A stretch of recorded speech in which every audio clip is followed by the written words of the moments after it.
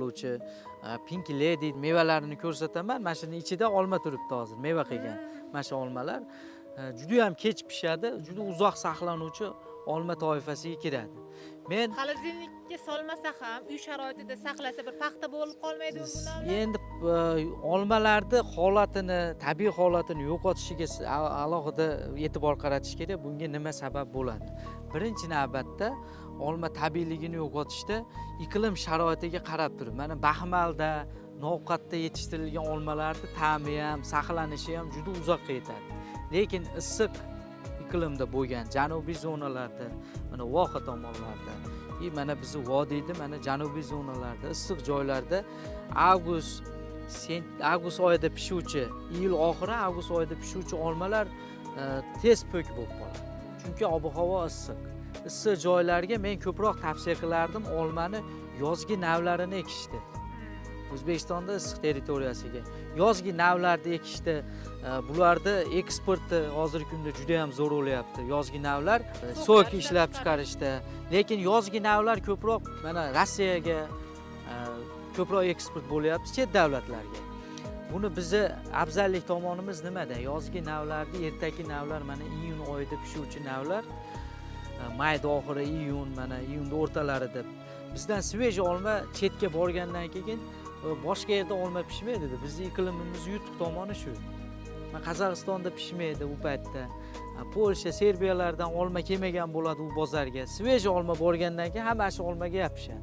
Shu olma narxi balandroq ham bo'ladi. Va bizda yaxshi baland narxda bo'lyapti hozirgi kunda yozgi navlar. Endi kechki navlarni men tavsiya qilaman. Tog'li hududlarga, havo harorati past, tog'li hududlarga ko'proq kechki navlarni ekish tavsiya qilardim. Aynan qanaqangi navlari turlari? Navlar Bo'yka degani bor, kechki nav. Mana Namanganda juda ham ko'p bu. Chunki tog'li Tog'li hudud, yangi qo'rg'onlarda ekadi. Krasniy Moldavskiy degan olma bor, kechki. Redchiflar bor, Kripson bor, Granny Smith bor. Semerenka mana kechki navlar nimasiga, sirasiga kiradi. Endi hozirgi kunda mana Pink Lady juda ham zo'r olma desak bo'ladi. Juda ham uzoq turuvchi olma. Juda ham kech pishadi. Qorda ham hatto Pink Lady olmalari, bo'yka olmalar, bular Kripsonlar mana ayniqsa qorda ham turadi kerak bo'lsa. Shular kechki navlarda ekilsa uzoqroq saqlanishga olib keladi ular. Lekin yozgi navlarni saqlab bo'lmaydi. Yozgi navda ekasiz, 1-2 ishlov bilan pishadi u. Pishib yetiladi, Rossiyaga ketadi. Kechki navlarga jicha ishlovni ko'proq qilasiz. Ularga qaraganda, yozgisiga qaraganda uzoqroq ishlov berasiz. Ba'zi olma turlariga qurt tushadi-da. Mahalliy sharoitda aytaylik, xonadonlarda yetishtirayotgan bo'lsa, bular o'sha fermerlarchalik tajribaga ega emas, xonadon egalari ko'proq shunaqangi qurt tushib ketadi, xalq tilida aytganda. Ular qaysi xatoga yo'l qo'yishyapti bu borada? Tavsiyalaring?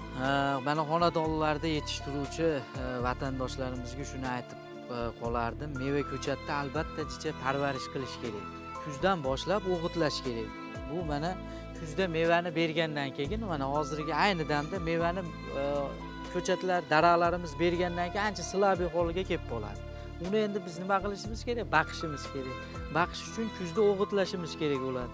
Bu daraxtlarimizni qancha immuniteti baquvvat bo'lsa, immunitet kuchli bo'lsa, daraxtga kasallik tegishi ancha qochadi kasallikdan. Sababi daraxt baquvvat bo'lgandan keyin kasallik yaqinlashmaydi. Xo'p, endi kasallik tushishini qanday yana oldini olish choralari bor. Fevraldan boshlab biz bularni ishlovni boshlashimiz kerak. Birinchi etapda bularga medniy kuporis bor, mana jelezniy kuporis bor, iso deb qo'yamiz. Bular badanini yuvish kerak bo'ladi. Fevral oyida havo harorati 5+7 darajaga chiqqan davrda, harakat davriga, vegetatsiya davriga tushayotgan paytda bularni ishlovni boshlashimiz kerak bo'ladi. Hamma o'simlikka. Gulida dorilar bo'lmaydi.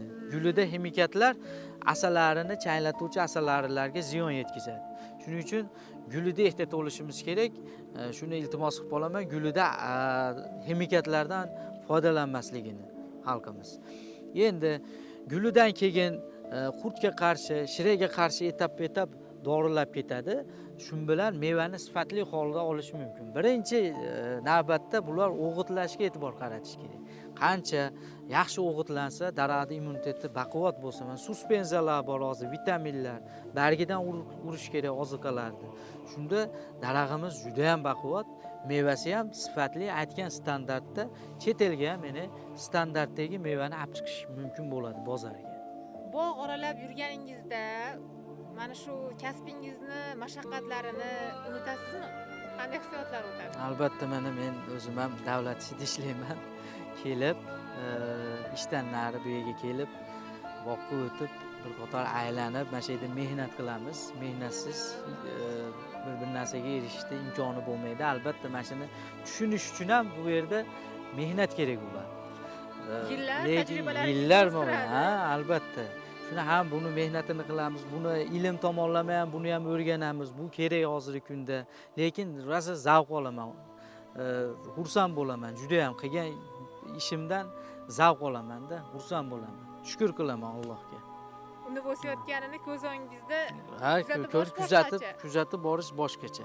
Albatta kelib, обязательно hamma meva ko'chatlarimdan, manzarali daraxtlardan hammasini aylanib yozilaman, maza qilaman. Ha, kasbi korni halol tutgan, ishida sifat uchun mehnatdan qochmaydigan insonning albatta daromadida ham baraka bo'ladi. Bog' yaratishga, xalq dasturxonini rizqqa to'ldirishga bel bog'lash ham katta bir saodat.